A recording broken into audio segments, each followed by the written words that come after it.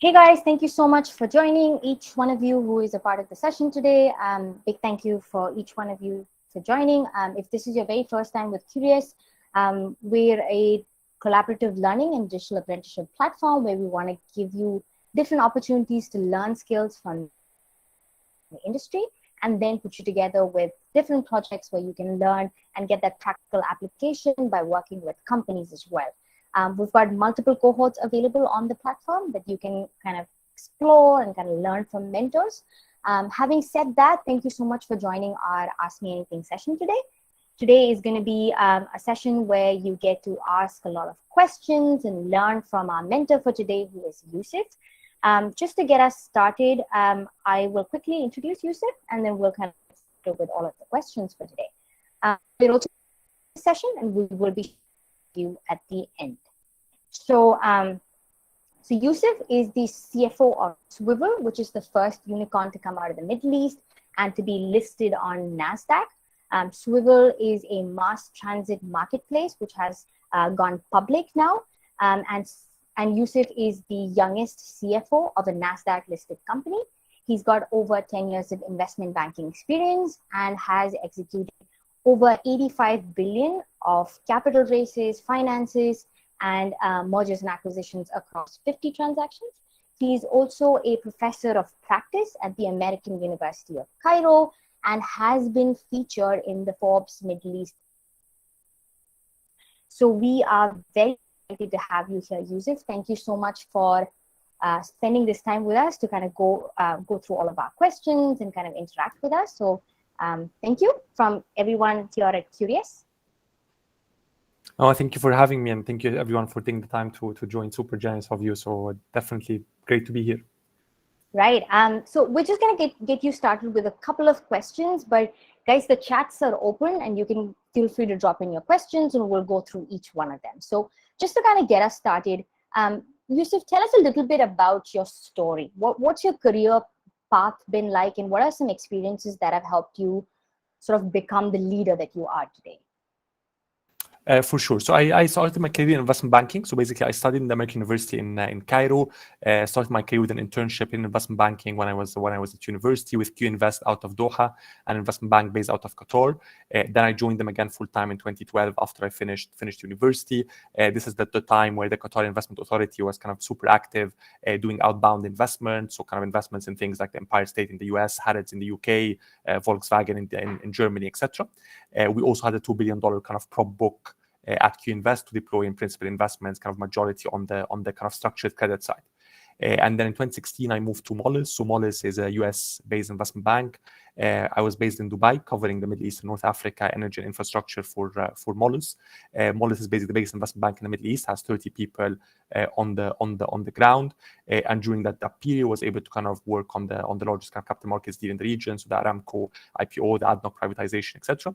And then while at Moelis, kind of met the Swvl team, started fundraising for Swvl out of Moelis. So we raised around $120 million in the private markets in our Series A, B, and Pre-C. And then I joined the team as a CFO as we embarked on the de-SPAC journey. And basically, the de-SPAC is effectively combined with Queen's Gambit, which is a $345 million NASDAQ listed SPAC. And in conjunction with that, we raised a $120 million PIPE as well. So in total, we raised around $500 million of capital. Started using that funds plus the public listing we have on NASDAQ to basically embark on a global consolidation. So we basically being the largest player in that space globally, we kind of were the natural consolidator of it. So we basically combined with the largest companies in that domain in Spain, Shotel, in Argentina, via Pool. We invested in the largest ones in Mexico and the UK as well. And basically the idea is to kind of to digitize as much as possible of mass transit and basically kind of continue to offer kind of that reliable, convenient, and affordable experience for people around the world. Have you sort of always known that you wanted to go into finance, or did you sort of get mentorship when you were younger that kind of led you to embark into finance as such? How did you kind of land up there? So I studied actuarial science, which basically is the closest to kind of financial mathematics. The motivation there was basically kind of trying to get something that on one hand is in the business field, but on the other hand kind of has very high kind of mathematical and kind of scientific rigor to it. And that's why kind of for me that actuarial science, financial mathematics kind of sat nicely at the intersection of these two. and then was kind of a nice enabler because being able to have that quantitative background and deploy it into the finance side is really beneficial. Can you tell us a little bit about how you kind of started with Swvl, how the idea come about, and what led you to get started and build it from? Sure. So Swvl was basically started in 2017 by Mustafa, Nuh, and Sabbah. And their idea back then was a couple of things. One is if you have all of these great companies, kind of Uber, Lyft, Didi, Careem, etc., worth hundreds of billions of dollars, and solving a huge problem, but solving it only for the top 1% of the people who can actually afford it, vis-a-vis kind of 99% of the people who cannot afford Uber, at least not on a daily basis, right? And that's what if we can basically kind of be inspired by Uber and Careem and the likes, but actually solve for the masses. And this is kind of how the idea came together. It started in Egypt in 2017. And then kind of the idea was that kind of product market fit does not only exist in Egypt, but exists pretty much most over the world, right? Because in emerging markets, most of them suffer from kind of mass transit networks being underinvested in, under-resourced, etc. And then even in developed markets, the kind of the mass transit network is not very demand responsive, right? It does not really change as the city changes over the day, over the week, over the year. And hence the idea of creating basically a parallel kind of demand responsive mass transit network emerged out of that. Today, basically, it operates across kind of 115 cities in 18 different countries, solving for all sorts of different use cases for individuals, for businesses, etc., to really be able to deliver that experience to the end consumers. And now that Swvl has grown massively in the last couple of years, what does 22 and beyond look like for Swvl, and what are some of the growth plans that you have kind of set in place? So I think primarily we're going massively geographic, right? So for us, we basically want to take that kind of experience we're able to provide in 18 countries and really take it all over the world, right? That basically the mission is that kind of everyone around the world, kind of regardless of their location, regardless of their gender, their income level, they should be able to go to work and go to school kind of safely and reliably, right? And affordably. And that is kind of the core proposition. So for us today, we operate in 18 countries. We have kind of upcoming immediate expansions across kind of Colombia, Peru, the US, Mexico, kind of South Africa, etc. And basically continue to really build on this geographic expansion and continue to increase our footprint. Just to kind of put it out there, if anyone has any questions, feel free to either unmute, ask, or you can just drop it in the chat, and we'll be happy to answer them as we kind of go through all of these things. So Blessing has a question. I just did a digital marketing internship with a company called Brain Nest, and I would like to know if it's possible to get a related job if I studied a Bachelor of Education. Yeah, so I think the good thing is ultimately when it comes to to finance, to startups, etc. in general, I mean, it doesn't mean that it's not a super technical where the bachelor has to exactly match, right? So ultimately, kind of unlike medicine, unlike engineering, this does not have to be super kind of specific, right? So ultimately, what the bachelor helps build is kind of the foundations. Kind of the more these foundations are quantitative based, that's kind of amazing, and then these can be applied to different things. So yes, if definitely someone has studied maths or physical science, etc., they definitely kind of have the ability to get into startups, into tech, into finance, for sure. And obviously, digital marketing is a huge part of tech, right? Ultimately, kind of especially on the B2C place, but even on the B2B place as well, you have a massive amount of kind of digital marketing to drive customer acquisition and the like, and hence kind of that is definitely an integral part, right? And you have kind of within kind of all the big tech players, you have kind of massive marketing and growth teams, which are kind of exactly focused on the digital marketing. So that's definitely a super relevant background and internship.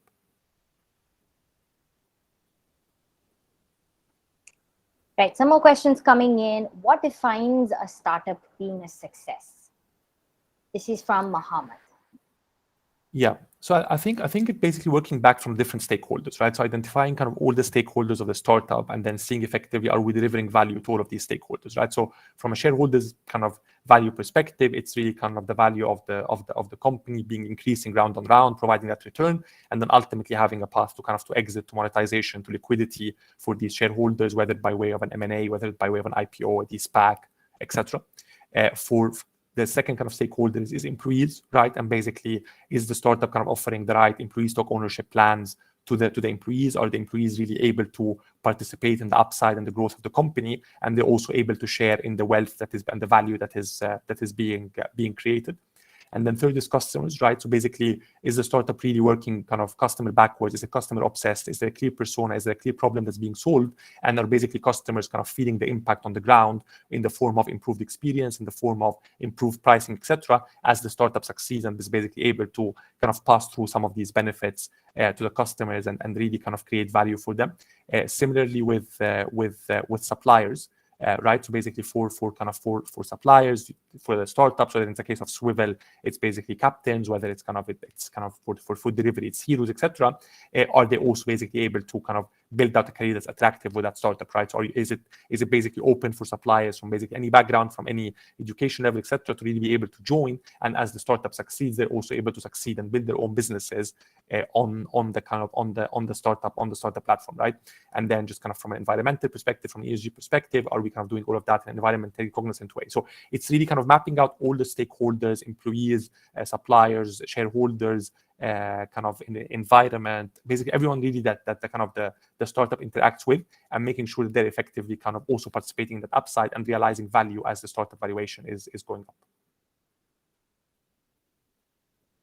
Yeah, I guess so. It's a lot of different things. It's not just one sort of thing that will define your startup being a success, which absolutely makes sense. Bilal has a question: to what extent was it easy for you to jump from investment banking to a purely finance role? And what are some challenges you faced in the first 6 months at Swvl in the CFO role? Yeah, so I think there's a lot of similarities kind of between the two domains, right? Because a big part of it is common, which is basically one is kind of the investor relations and the capital raising, right? So that's a core part of the job, is obviously kind of raising capital of all forms of different capital, engaging with investors and telling the story and educating people on the story and kind of raising capital from them, but also building long-term kind of the image of the company in the public markets. And that is very, very common to kind of to the core of the investment banking, which is basically kind of capital raising for companies. The second part is M&A, right? So obviously one of the key areas of kind of drivers of growth is inorganic growth, where you're able to grow kind of by acquiring other companies, and that's been a core kind of part of our growth at Swvl. And again, the kind of the M&A piece is basically kind of core to investment banking. The third piece as well is basically kind of overall stakeholder management, right? And kind of again, that's a core part of the kind of the CFO work, but it's also a core part of investment banking, right? Basically, kind of the entire kind of operation that kind of comes around the transaction and around the capital raise, from bringing kind of all the elements of it together, from finance, kind of legal, tax, commercial, etc. So these are the similarities. Obviously, there are some differences, right, around basically controlship, accounting, reporting, etc. But this really all boils down to kind of having the right team, right? And obviously at Swvl, we have got an incredible team, right, covering all of these domains.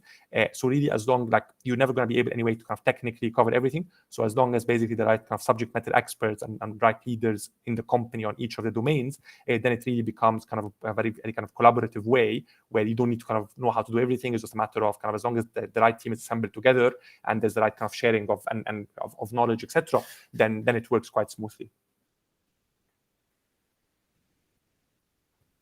If anyone feels like you want to unmute and ask a question, feel free to do that as well. We're not a large group here, so we can definitely do. I think there's also one question, Joanna, about the challenges in the first 6 months. Maybe we can take this one quickly from the chat as Absolutely, well. So, so obviously, kind of Swvl is the kind of a very, very kind of inflection point, right? Where kind of we're doing the public listing, we're expanding massively on M&A, we're expanding massively organically at the same time. We're kind of massively recruiting, right? Kind of increasing. So there's a lot going on at the same time, and obviously that intensity and that growth and that kind of bringing things together, it's at the end of the day, it's a positive cycle that fulfills each other, right? The more capital you raise, you can spend more on M&A, you can get people. The more people you get, the more growth you're able to drive, so you're able to raise more capital. So that intensity cycle is needed because it's really what drives kind of growth and value creation. But obviously it drives kind of that element of kind of very kind of rapid speed, which means that kind of from a systems, from a people, from etc., the right infrastructure needs to be in place to make sure that basically as that kind of intense growth an intense cycle happens, as we kind of become a public company, from a controls perspective and from a governance perspective, that is all kind of within these boundaries. So it's really the balance between kind of massive growth and acceleration, while kind of maintaining kind of public readiness, governance, and controlship element of it. Yep, Blessing has a question. She says, wrote a book and got a publishing contract. How can I also this to ensure that I get a sponsor. They haven't responded to my request for sponsor. I guess it's more about how can you approach the right people or find the right partners to sort of get what you are looking for. And are there some best practices that you follow with the things that you do? Yeah, I think it's a question always of kind of what you're able to offer, right? And basically what's the other person gonna get, and basically kind of really putting themselves in their shoes, right? So ultimately, how are we able to make that kind of sponsorship in that case kind of more attractive, right? So basically, what is that institution looking for in terms of soft benefits? Where are they looking for visibility? What are their main constituents? And how are we basically able to offer them in return for their sponsorship the right access and visibility in the domains they care about, right? So basically, you're writing the book. Where is that book being published? How's the dedication of the book working? How are the copyright proceeds working, etc.? Is there a way to make that attractive to them, right? If it's ultimately about financials, then it's about kind of splitting the proceeds and basically them kind of having a stake in the future proceeds. If it's about them looking for visibility, then it's how do you really market them in every event and every publication you have on that book as a lead sponsor to give them that visibility they're looking for. Is the combination of the two, right? I think it's just working backwards from what do you think they're wanting the most, and then how to basically tailor your all your marketing and work around the books and the future sales of the books to basically get them a cut of what they'd like to see. Yeah. Let's talk about the startup space for a quick minute here. So you've been in the startup space for a couple of years now. Did you have any sort of inhibitions when you went into this space, because it was so different back in the day? And what are some changes that you've seen over the last couple of years? How has that environment sort of changed over the last couple of years? Yes, the environment is definitely much more favorable, right? So when I look back at kind of when Mustafa and Noah and Sabah launched this kind of back in 2017, access to capital was significantly less, right? If you look at the number of venture capital funds, general investors who are willing to invest in venture capital, that was much, much less. The number of people who were willing to move to startups were much less, because obviously it was before a lot of the exits, and it's really when Kareem and when other exits happened, the people started realizing, okay, when I get employee stock option plans in startups, that's worth something, and that can be really worth a lot of money. So that attracted much, much stronger talent to most. I think definitely 4 or 5 years back, you had less capital, you had less talent, you also had less acceptance by clients, right? Because clients, especially on the B2B side, were kind of less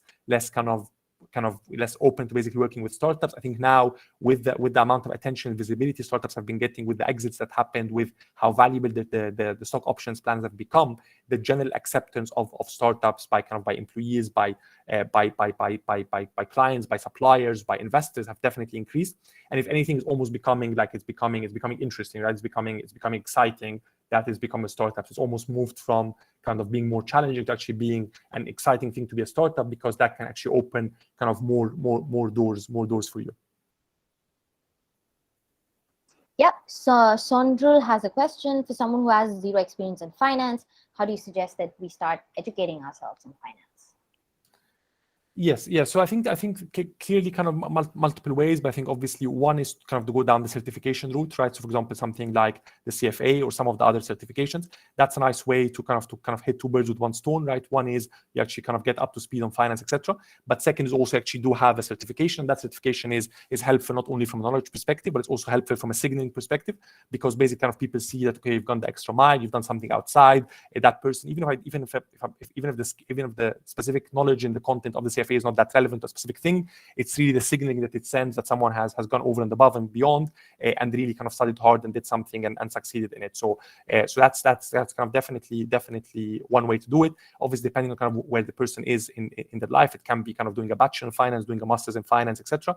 If that option is there. Obviously, if someone still haven't started, an internship would be great, because obviously kind of the hands-on experience is always kind of worth more, and it's always the most valuable.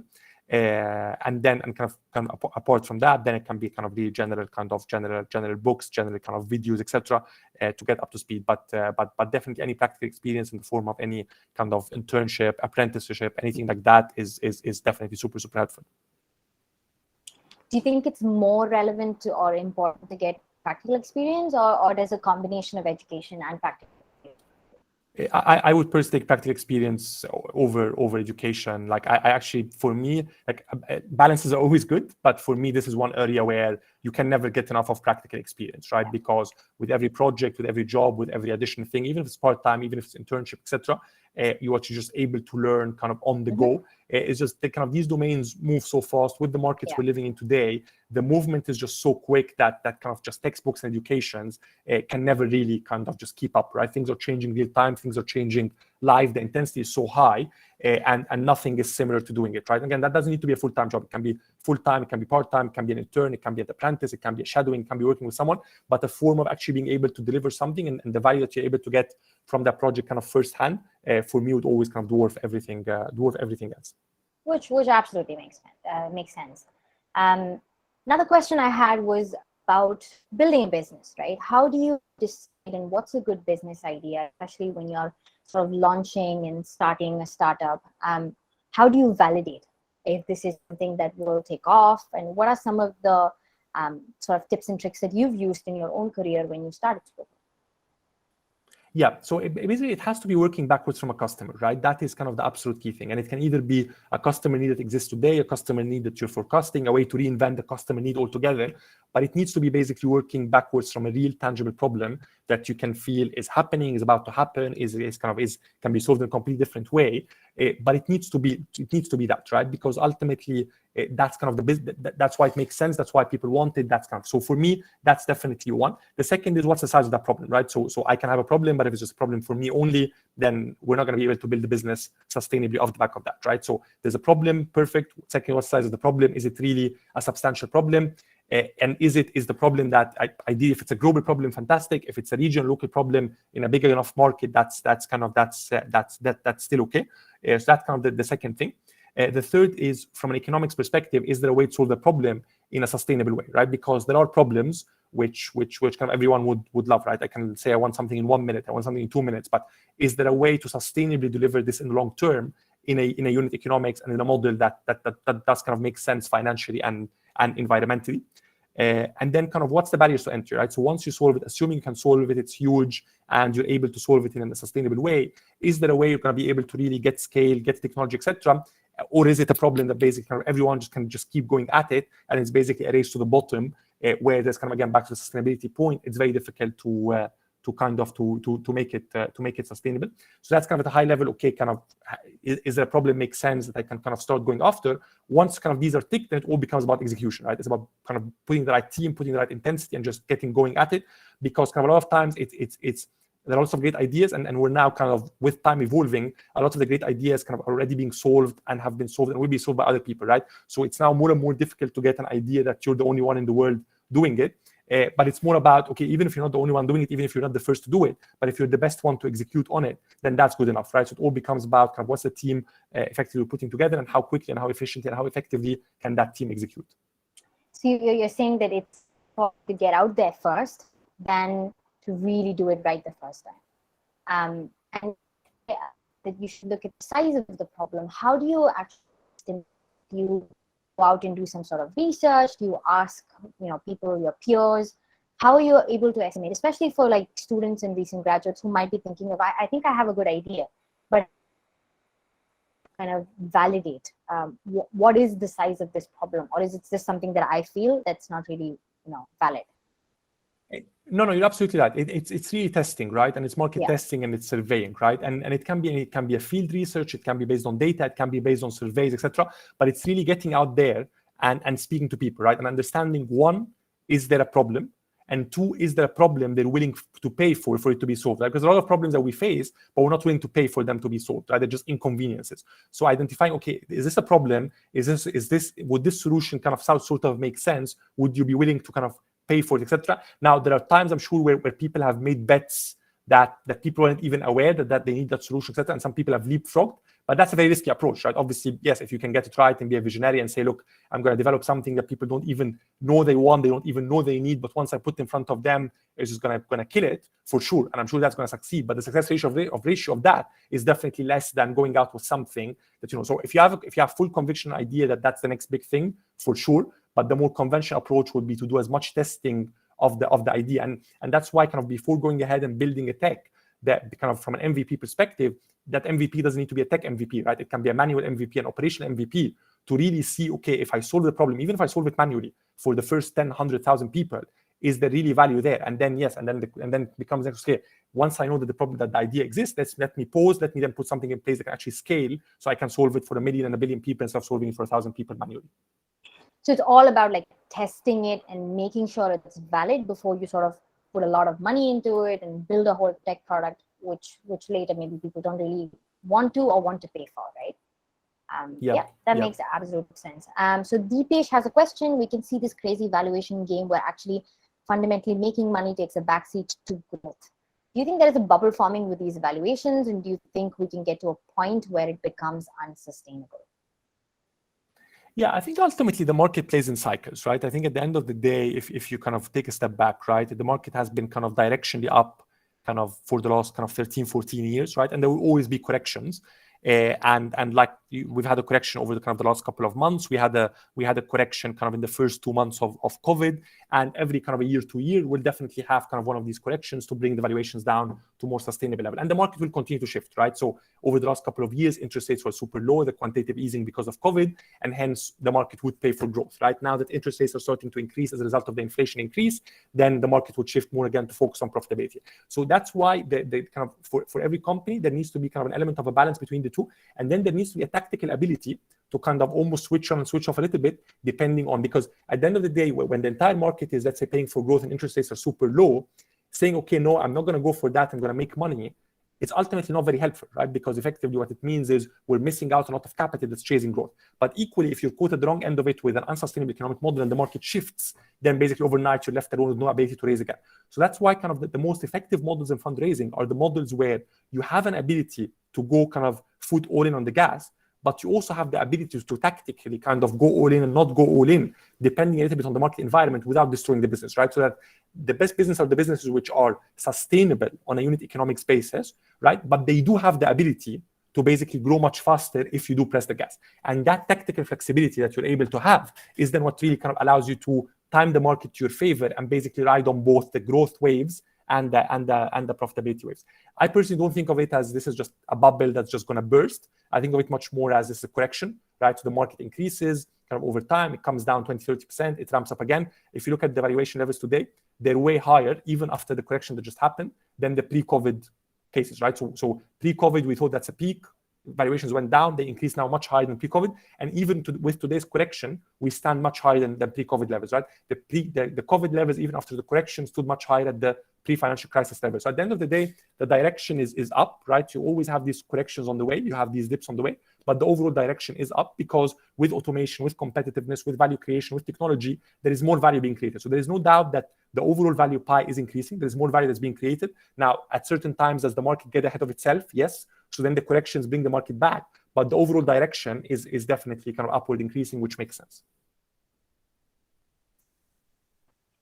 Just putting it out there that if anyone has questions, please feel free to unmute, ask your questions. I mean, now that Youssef is with us and spending this hour, please go ahead and make the use and kind of, ask as many questions as you'd like to. And if you feel shy, feel free to drop it in the chat as well.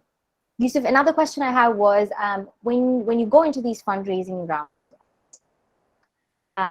things that you do and that you've kind of picked up on over time, which really helps you to kind of achieve those goals that you've set, especially within the area of fundraising? Yeah, so I think a few things. I think one is obviously everyone would love to kind of think that, okay, I have this set of investors, I know exactly where the capital is going to come from. These are the guys who play in my sector and my stage, and go to them. But in the vast majority of times, it doesn't work this way, right? It's very, very difficult to predict where the capital is going to come from because the investor's strategies is ever evolving. There's so much happening in terms of different opportunities they've been presented with, and how it clicks in terms of them liking a specific sector, a specific country, a specific team at a certain point in time is not something you can just write on a piece of paper and say these are the 10 criteria, and if the investor sees them, they're going to invest, right? So it's important to kind of go as wide as possible constantly, keep engaging with the investor community, with the wider community, keep getting introduced to people, speaking to more people, because it's very difficult to know whether the money is ultimately going to come from a sovereign wealth fund or a VC investor or a venture debt investor or a family office or a big angel or a kind of a public market investor. So it's important to kind of really broaden the relationship base as much as possible. And it's important to preserve relationships, right? Because again, like all of this capital is always built over time with relationships, with referrals, etc., and with trust, right? So it's really important to spend as much time possible with investors, kind of really going through it. The conversion ratio of investors is always low, right? And for people who come anyway from kind of from a sales background and kind of used to funnels, etc., the investor funnel is generally kind of a very weak funnel, right? And the conversion ratios are generally low, and it takes a lot of effort and a lot of time to really be able to bring investors on board, right? And that's why it's important to kind of widen as much as possible and engage as much as possible with people, and engage meaningfully, right? So again, as much research as possible on what that investor is looking for, right? Back to the margin growth question, back to what else have they invested in, what are they seeing, what are they after, and again, every investor would like something different about the company, right? So really catering for them, and having that flexibility of effectively not deciding the course of the company based on investors, right? There needs to be a core course of the company that the kind of company believes in, that this is strategically where I want to go. But at the end of the day, there needs to be an element of flexibility to say, what are the investors telling me? What is the feedback? What can I take on board? What can I do that does not affect the strategic direction of the company, that allows me to increase the probability of these investors kind of coming on board? Obviously, kind of stating the obvious, but obviously being prepared, right? The investors kind of want to see that look, you have a good deck. Once they see the deck, they ask for a call. You're available promptly for a call. If they like it, there's a data room kind of in the background they can explore, and they want to see that kind of element of responsibility and preparedness, right? And ultimately, the way the investors think about it is they ultimately make money when someone else believes in the story, right? They don't make money when they believe in the story. They make money when the next round happens, when the exit happens. So what they're thinking in the back of their mind is, are you going to be able to raise the next round? How effective are you? How good is your communication? How good is your materials? Because I can come in and I can say, you know what, I don't care about the materials. I really like this, but I know the next guy will care about the materials, right? And if you don't have them, the next guy is not going to invest. So it's already working backwards from being able to demonstrate to these investors that not only everything we discussed before makes sense, the problem, the size, the economics, all of that, but also the effectiveness of the team of being able to continue to go round to round until the exit, in order for them to get the conviction that that money will continue to be raised, and ultimately they'll be able to realize the exit they want. Right. So it's really about building those relationships and doing that. I mean, just making sure that the trust is established before you can kind of take it forward and they go on to invest. Absolutely. Right. So some of these people on the call here today, some of these apprentices are either students who are currently in university or recent graduates who've just now, are just about to launch their careers. What is some advice that you would give them to be more focused on what their career should, what the career path should look like? So what would be something that you can share with them as they launch their careers?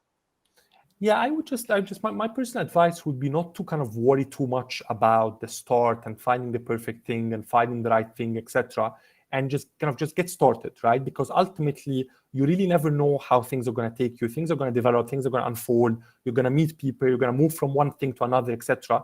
And it's not always kind of about that thing that kind of I have a specific passion for something, or I love something and I go after it. It's more about how quickly can I go at something, how quickly can I become good at it? Because once I'm going to become good at something, I'm going to like it, right? Because I'm going to have a fast career progression in it. I'm going to move in it quickly. I'm going to be well compensated. So ultimately, I like what I'm doing, right? So it's really all about kind of the speed of getting something going, getting as much kind of your hands on as much as possible. Ultimately, there's a lot of discussion always about kind of work-life balance, right? And about the number of hours that you put, right? And the key thing here is you're not putting in these hours for the employer, right? You're putting in these hours for yourself, for the projects that you're getting, for the experience that you're getting, for you're able to do, right? So ultimately, kind of at an early stage, what you want to get is you want to get your hands on as much experience as you can. You want to do as much work as you can, right? If you can get more and more out of your full-time job, if you can do something else, etc. But it's really about getting you're getting your hand as much as you can, speaking to as many people as you can, keep opening different doors, and kind of then moving with the opportunities and trying to really get at what you're doing, get good at what you're doing, and keep moving. So that would be my only thing, right? Is because again, the career is similar to a startup, right? Or similar to anything. It's all about execution, right? It's all about just getting in there in your career, getting moving from one to the other, getting promoted and moving on. And obviously, if during that you find a specific calling, a specific passion, etc., that's all great, right? And you can pursue it. But day to day, it's really more the small steps that make a difference. Is that one additional kind of project you worked on, one additional certification, one additional exam, one additional person you met, etc., that end up making kind of piling up on each other and making the difference. If you can couple them with a vision, with a dream, with a calling, with a mission, that's amazing. But in the meantime, it's just very important just really get going. So not to think too much about where this could end up, and just to kind of get as much exposure as possible, try out different new things, learn throughout the way and kind of every step of the way as well, right? Absolutely. So would you recommend that the younger professionals, they start off at a bigger firm or a startup, or just go on and start their own thing? Are there specific things that you will recommend, or would you just say that as opportunities come your way, just kind of make the best of them? Yeah, for me, it's much more generally, I think about it as what's the specific role that you're being offered than kind of where are you being offered the role, right? There's obviously a credibility help that comes with big brands, right? And whether we're talking universities, we're talking corporates, we're talking startups, if you work or study at a good brand, that's definitely valuable, right? And that cannot be dismissed and cannot be belittled, right? And no matter how much we can all sit and say, why do people care so much about brands? People do care, right? Because at the end of the day, there needs to be a filtering system. And the only thing that you can filter very rapidly with a word, with a name, is a brand, right? So the brands will always be very relevant. And even within startups themselves, the brand of the startup kind of does make a difference. So that's definitely a consideration, but that's not the bigger factor. The bigger factor is what is the specific role within the organization, right? And within that, the question is really how much responsibilities are you able to get and how much mentorship are you able to get, right? And that's the perfect combination. If you find a place where you can work with someone, where you have a very strong mentor and someone to learn from, but at the same time you have a huge amount of responsibility. So basically you're running, you're doing mistakes, you're taking ownership, and then you have someone to kind of help guide you, but not to kind of direct you. That's the optimal balance. And wherever you find that balance, that's for me that's the best place. And it's also nice to alternate a little bit in the career and without a specific order, right? Like if you start in one, it's also good to move to the other, because there is a lot of value in addition to the brand of big places in also understanding the structure of big places, right? Ultimately, kind of big companies are where they are for a reason, right? It's because they've built super strong structures and things work, right? And getting that systematic execution of how structured things work is important, but also getting the entrepreneurial and the constructive chaos side of things is also helpful. And it's the combination of both that makes it really powerful, right?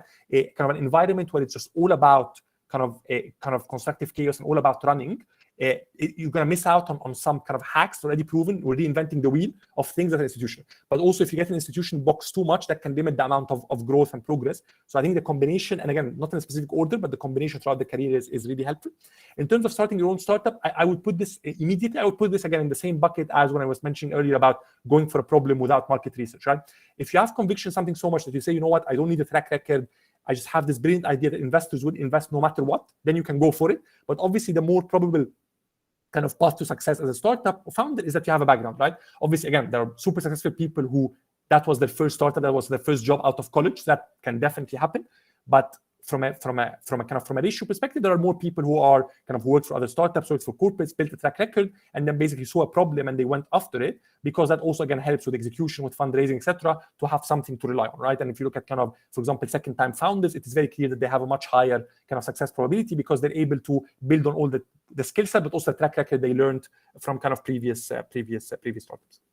I really like that you said that. So while the brand name is important, you also have to think about what is the amount of responsibility that you get and what is your role like and how much can you grow in that particular, and then you kind of take your decision based on that. Great. Yeah. So Deepesh has a question: with such rapid growth, how easy is it to backtrack from a bet that didn't work out? Given a startup is so often creating an industry or the rules rather than working with defined rules in an established market, how do you find the right balance of being malleable so you can adjust to the changing environment, but rigid enough to not lose your core identity along the way? Yeah, I think on the first question, it is relatively easy to backtrack, and you will see people like Uber, Delivery Hero, etc. Rocket Internet, of course, was ruthless for that. They just close overnight, right? Like basically, they just overnight make a decision. This venture is not working out. They cut it, right? Delivery Hero has just shut down their German operations. Uber has just killed Uber Eats in Brazil after they killed it in multiple countries in the Middle East. Rocket Internet was closing kind of companies altogether, not just operations. So it's relatively easy. Obviously, it has an impact on people, right? And that's part of what reduces the job stability at a startup, is that you know that they can just shut down a country, shut down operations, shut down an entire startup overnight. But it is easy. It is easy for the startup. It is more difficult for the people. But then the good thing is when you work in such super high intensity, there's so much transferable skills that people realize it's just part of the job. It's part of the risk. And if that happens, what oftentimes you find is actually when something like this happens, when people are being laid off because the entire operation has been closed, you find other companies and other startups moving in super aggressively and trying to hire these people, right? Because they know that it wasn't closed, you weren't made redundant because you didn't work out. It's the entire operation didn't work out, which has nothing to do with the person, right? It can be the unit economics, the market, the competition, it can be anything. So that's generally kind of not an issue from an employment perspective. In terms of how do you work with how do you find the right balance so you can adjust to changing environment but not lose your quality? I think the key thing is really to have a culture and a core set of values, right? And that's why I think kind of sometimes it sounds kind of philosophical to kind of put a set of values, but it's really important for the precise reason you mentioned, right? Because when you're expanding so rapidly and adding people all over the world in different cultures, and especially now with a remote environment and lots of people not meeting each other, etc., we need to have something collective that we can all kind of really clinch to and feel that kind of unites everyone, right? And that's where the core set of values, no matter how simple they are, no matter how basic they are, but these kind of 5-7 values, that 5-7 shared cultural elements that everyone around the world clings to, despite the fact that they speak different languages, is really important. And then the other thing is really having data and having visibility, right? When everyone has a lot of access to data and a lot of visibility and working backwards from data, it's much easier to align people and align perspectives because there's facts that are being put on the table, right? The minute you don't have enough data on the organization and things become very subjective and opinionated, then this is where really cultural differences come in, because then everyone is acting based on intuition, kind of cultural driven, etc., and then you start to have breakdowns. So as long as you have a cohesive set of values and you have a very data-centric organization, you can then really be able to harmonize people working together. Hamza has a question. How do you find the right startup to start working with? Because 80% of the time startups fail, and having a failed startup on your CV could look like a huge flop. I slightly disagree, to be honest, with the last piece that a failed startup is a problem on the CV. And the reason I'm saying that is I've seen it not being a problem even for the founder of the startup, who has then moved on to do other startups and raise capital, right? So if the founder of the startup itself, who basically takes capital from investors and loses it, is able to move on and do another startup and succeed and get money, sometimes from the same investors all over again, then it definitely should not be a problem for the employee. Because at the end of the day, this is the risk that everyone is taking, that the investor is taking, that the employee is taking, and this is the risk that the market understands, right? And these are, as you said, these are statistical facts that everyone understands will be the case, right? And they will never change. Startups cannot be 100% successful.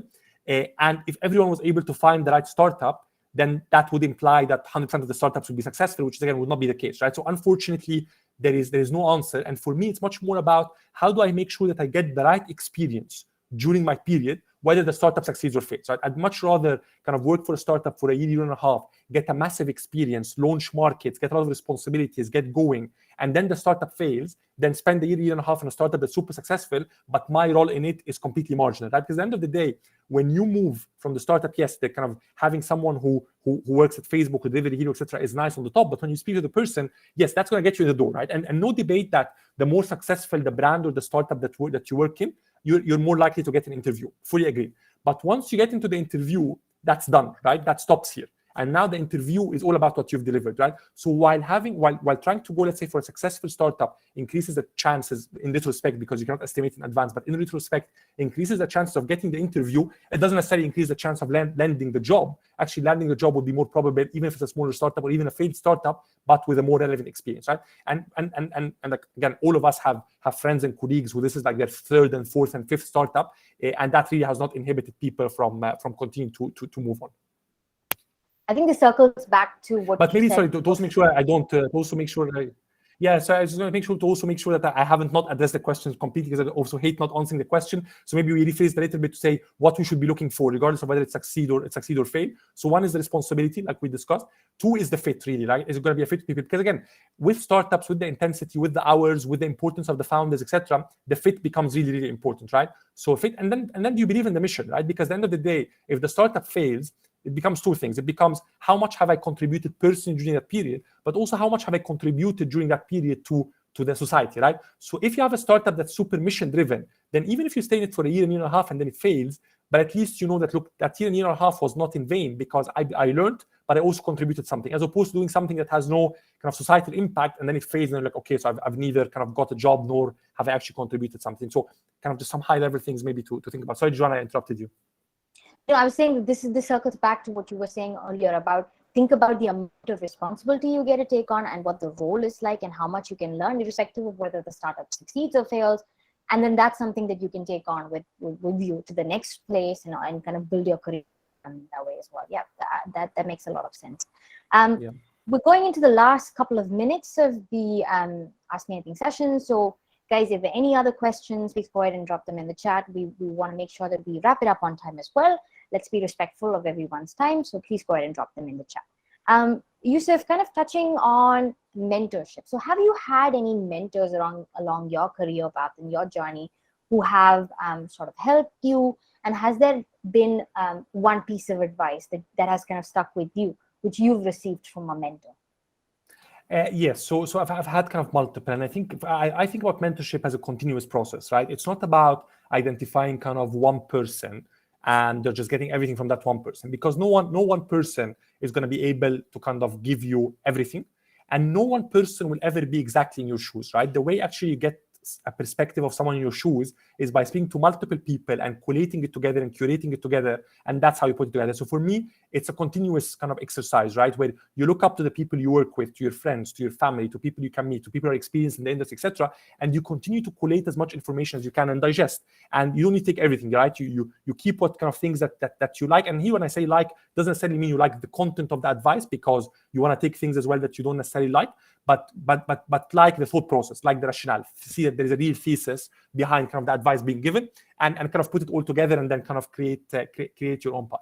In my mind, the single piece of advice that I felt was the most impactful was not to think of everything, whether it's a job, whether it's an internship, whether it's a relationship, as a one-to-one ratio. What am I going to get out of this thing specifically? Because you never know what everything will open the doors, right? When you speak to a person, you don't know who's that person going to introduce you to. You don't know when you're going to meet them again. You don't know effectively that job, who's going to call you out of the back of that job. You don't know when you pick up that additional project, who's going to be the client on that project, who you're going to meet there. So if you think about relationships, not every relationship is two-way. It's fine to have one relationships which on the surface of them can seem one way, but because you don't know how you're going to be able to kind of benefit from that and get something and learn something. And you can benefit in so many ways, right? When you learn from someone, you're benefiting. When you get a referral to something, you're benefiting. So just kind of be really kind of as open as possible, tap on as many doors as possible, speak to as many people as you can. Don't have an agenda, because that what you can actually get indirectly by building the right network and building the right experience is in aggregate much more that you can get if you have an agenda in every single conversation you have. Yeah, I think that's a high level view into looking at all relationships, right? Hamza has a question. If someone is aiming to start a startup in the future, but currently working for an already established company, just for the experience, how can he take the benefit out of his job that could help in his startup? What are the things which we should pay attention to while working on a job right now, which could help us in the future? So I think a few things. I think one clearly, if the startup itself is related in any way to what you're doing, then you definitely want to be in the place in the organization that links the most, right? So for example, we discussed kind of before, someone was asking about digital marketing, right? So if you're thinking, okay, I'm going to do this B2C startup, for example, it's super helpful to then be at the core of the digital marketing of that organization, to really start thinking about how do I do customer acquisition if I'm launching this from scratch, and then try as much as possible to get as close an experience. For example, if the company is launching a new segment, right? Because again, we call them companies versus startups. But at the end of the day, a startup is nothing but the actual modus operandi of it, right? If I have a huge company, but it's launching a completely new vertical and it's launching it rapidly, effectively that's a startup within a company, right? And if you're basically at the part of that, so if you try to be in market launch teams, in basically in new ideas, in new ventures, in new developments inside that startup, right? If you're starting a new kind of B2B startup where sales is going to be so important, then being in a sales position in a kind of a corporate is super helpful, right? So it's really trying to bring your experience as much as possible as close to what you do in terms of what you think you're going to do in the startup. Obviously, using it as well to kind of build the network, right? And that network as people that you think can become your co-founders in the startup, people who you think can become clients of a B2B startup, people who can become suppliers. So really kind of using that time to really kind of build the relationships. Kind of if it's obviously you want to raise capital, so you also want to start as much as possible, try to get in the investor community, understand, for example, if you're working for a company, if you're working for another startup, who are the investors who are funding this, how do I get closer to understanding what they're looking for and all of that. So it's almost really putting yourself in a position of, okay, what am I going to be doing day to day once I move? What are the people and the positions and the things inside the organization where I can be able to do both. And that's also the best way, because ultimately what you want to do is you almost want to double hat in a way that's kind of fair to both, right? So if there is a way for you to basically be able to, inside the start, the company get super relevant experience, then you can actually be working really with like full heart for the company, because actually what you're trying to learn for your own startup is also delivering good for the company you're currently in.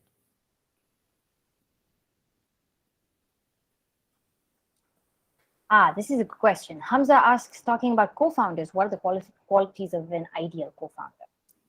So it's two things. One is a complementarity, right? There's no point in having two super technical founders, two super sales functions, two product functions, because then you'll end up kind of having friction and you'll end up actually not delivering, you'll end up with not delivering on other things that matter, right? So having a complete complementarity in backgrounds and etc. And it's not just from a technical background, ideally kind of complementarity in nationalities, in perspectives, in cultures, because ultimately, again, especially if you're solving for a global problem, right? Or for a massive regional, pan-regional problem, you want people who are coming from different constituents, who bring different perspectives to the table. And then second is the alignment, right? And the culture fit, because the absolute worst thing that can happen to a startup is having clashes between the co-founders. And if the co-founders are not aligned, the organization by definition can never be aligned, right? So it's really kind of having that full alignment between the co-founders, and having culture fit, and having an understanding that no matter how much co-founders can disagree, they're always going to be able to iron out that between them and basically cascade a very coherent view to the organization. And is it often very difficult to find that right balance between co-founders? It is. It's not easy, because I think ultimately, like if there is no specific like domain, like it's much easier, for example, to have an alignment between a technical founder and a non-technical founder, right? That's the easiest thing, because then you split easily, tech, product, everything goes one side, operation goes one side. But when you have, for example, one person who's, let's say, on the marketing side, the other person on the commercial, etc., yes, it becomes more difficult, because ultimately it's very difficult to also kind of, for startups, at some point you need to make a decision, right? Because you cannot run a startup by committee, and you cannot run startup as a full democracy, right? You don't want to have an outright dictatorship, but you want to have an informed, rapid decision-making process, right? And sometimes if you have people who are not fully aligned or who do exactly the same thing, creating that alignment can be challenging. Right, yeah. Osama has a question: how to keep it well informed about contemporary news and breakthroughs in the tech and finance world? Is there any magazine or any sort of resources that you follow in particular? Yeah, for me, to be honest, it's much more about news than about magazines personally. Like I think of it, if you think about kind of just as basic as kind of Bloomberg, Reuters, Wall Street Journals, etc. Again, the world is moving so fast, right? That what you really want to be on top of is how the kind of the world evolving on a daily basis, from a news perspective, also from an articles perspective, right? What are the perspectives of people, right? So as interesting as the news that you see on Bloomberg and Reuters, what's super interesting, not more interesting, is what are the opinion pieces, right? So if you go to kind of Bloomberg opinion and read, how are people thinking? What's their perspective? How are they looking at things? What their thought process? Because that does not only tell you kind of what's the news today, but it tells you what are people doing, what are they thinking about, where is the world going, and what are people focused on. So for me, it's kind of as much as you can get hand in terms of kind of these thought pieces, and kind of an articles and perspectives, and kind of reading multiple articles and multiple perspectives on the same topic to understand kind of how people are coming at it from different angles. For me, that's really kind of the key piece. Guys, last couple of minutes, if there's any last questions, we can take them. Just from my side, what is, just from all of the mentorship you received, and you mentioned that you have multiple mentors and multiple phases in your life who've kind of helped you on your career journey. What is something that you would like to leave these apprentices with? Something that you've kind of learned over time from all of the experiences that you had, all of the interactions that you've had with different sort of people. What is something that you will leave them with while they launch their careers, especially with COVID and how the world is rapidly changing, and how different the situation is today than it was just a year back? What is something that you can leave them with? I would say get out there, right? And even if you can get out there physically because of COVID, even virtually, right? Even contacting people on LinkedIn, right? Getting into these groups, right? Into these kind of mentorship arrangements, into kind of forums, etc. Really try to as much as possible kind of increase the network, and not just increase the network in the cliche way of just having people, but it's really having constant, meaningful engagement, opening doors, and speaking to a lot of people. Because again, when we go back to the co-founder, right? A lot of people, they don't start with the co-founder immediately. They actually look for one. They have an idea. They go speak to people who can do it. Who can do it with me, right? I have this interesting project. Do you want to work on it or on it with me, by the way? So having really kind of being as out there as much as you can, and speaking to as many people and having as many thoughtful engagements as you can, without again thinking, okay, like no, but what's the specific? There's no outcome, right? It's more about this long relationships and this kind of long engagements that ultimately indirectly is able to kind of yield a lot of referrals and a lot of connectivities. So in summary, it's just about putting yourself out there, having more meaningful interactions with people, and not really thinking about what's in it for me right now, because there might be something in it later in the future, right? Exactly. Awesome. I'm not worrying about is that person going to engage or not, right? It's absolutely fine Yeah. to kind of send someone a message. If they don't respond, they don't respond. They're lost, right? Every engagement is meaningful, not just to everyone in that conversation, right? So not worrying about, okay, what are people going to respond, but what are people going to think? Blah, blah. It's just really getting out there, trying to speak to people. Whoever responds, whoever doesn't respond, makes zero difference. That makes a lot of sense, because often younger professionals will shy away from reaching out because it might be uncomfortable. So just putting yourself out there is something great. Awesome. Hamza has another question. Start a startup just after graduating, or should we first gain some corporate experience rather than failing and starting all over? So my worry is actually not the failure part, because even if you go and do a startup and it fails, actually when you're being interviewed for corporates, people like to hear about it. It's interesting, right? Because they're going to ask, okay, what have you done? How did it go, etc. And people would find it interesting. So I'm not worried about the second piece in terms of failing and starting again. I'm just worried about generally, okay, is there a valuable experience that you think can be helpful, right? If you're inventing a completely new idea where you think there is not an immediate kind of relevant experience, then yes, you can go for it directly. But for example, if you're doing something that's so based on like relationships, right? Like for example, you have someone who, let's say, want to do something in the retail or the B2B sector where, for example, there is this massive relationships with these FMCGs, concentrated sector, then it makes sense to go kind of work there, build relationships, get an understanding of something before you build it. So it's really, if you're building something completely new, completely from scratch, completely kind of revolutionary, then it matters less, although still the corporate or the startup can give you more execution experience and track record. But if it's something specific to a specific industry or specific domain, it definitely makes sense and adds value to basically work in that thing, get to understand it inside out before solving the problem for it. So while it's great to get the experience, it's also important to what is your idea and not to shy away from it simply because you haven't had the corporate experience, right? Exactly. Yeah, awesome. So I guess we will wrap it up if there are no other questions. Youssef, thank you so much for spending this hour with us and taking us through all of these questions. We really look forward to having you back with us. Okay, I think there's one more question Sama has. What business disciplines should an individual gain exposure to before launching a startup? Look, the thing is, you will never be able to be, it's very difficult, and that's why single founders statistically are much less likely to succeed, because it's very difficult to have enough disciplines to run a startup end-to-end. And that's why, statistically speaking, co-founder startups are more successful than single founder startups. So it can be that you get experience in technology and product. Just what you try to do is try to get a more holistic experience within a domain. So for example, if you're going to do engineering, right, it's important to not only get the development piece of it, but also get the product piece of it. So effectively, when you end up doing, when you become a CTO or end up being a technical co-founder, you have the entire tech and product view end to end, working backwards from what I'm building for the customer, right? If you're, for example, going to be more on the marketing side, then try to understand all the domains, right? So growth marketing, digital, and as well as offline, branding, but performance marketing. So it's never going to be that you're going to be doing technical, finance, marketing, etc. But at least if you try to split it into three big domains, one is finance and commercial, for example, one is growth marketing, etc., and one is, let's say, kind of tech, product engineering, and one, for example, is operational, etc. Try at least to be as well-rounded as you can within that kind of wider subdomain. Yeah, that makes perfect sense. I think we'll wrap it up with no more questions today. So thank you once again, Youssef, for being here. We really appreciate you spending this hour with us. We really look forward for another session as well.